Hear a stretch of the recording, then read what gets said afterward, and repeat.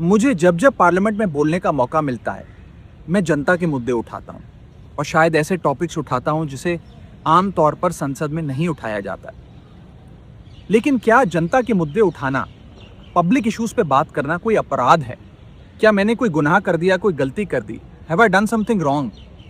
ये सवाल आज मैं इसलिए पूछ रहा हूँ क्योंकि आम आदमी पार्टी ने राज्यसभा सेक्रेटेरिएट को ये कहा है कि राघव चड्ढा के पार्लियामेंट में बोलने पर रोक लगा दी जाए। जी हाँ, आम आदमी पार्टी ने पार्लियामेंट को ये सूचित किया है कि राघव चड्ढा को पार्लियामेंट में बोलने का मौका ना दिया जाए। अब भला कोई मेरे बोलने पर रोक क्यों लगाना चाहेगा? मैं तो जब बात करता हूं देश के आम आदमी की बात करता हूं।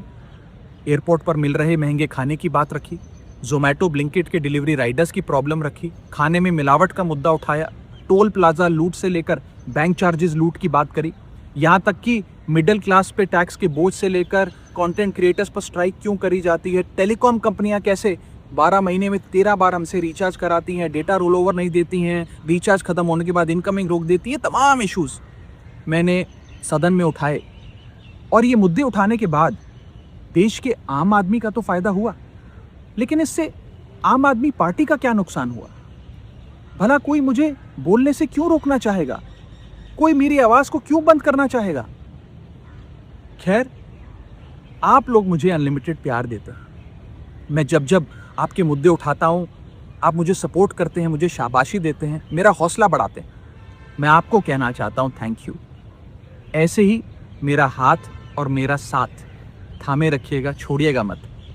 मैं आपसे हूं और मैं आपके लिए हूं। और जिन लोगों ने आज पार्लियामेंट में मेरे बोलने का अधिकार मुझसे छीन लिया, मुझे खामोश कर दिया, मैं उन्हें भी कुछ कहना चाहता हूं। मेरी खामोशी को मेरी हार मत समझ लेना। मेरी खामोशी को मेरी हार मत समझ लेना। मैं वो दरिया हूं जो वक्त आने पर सैलाब बनता है। जय हिंद।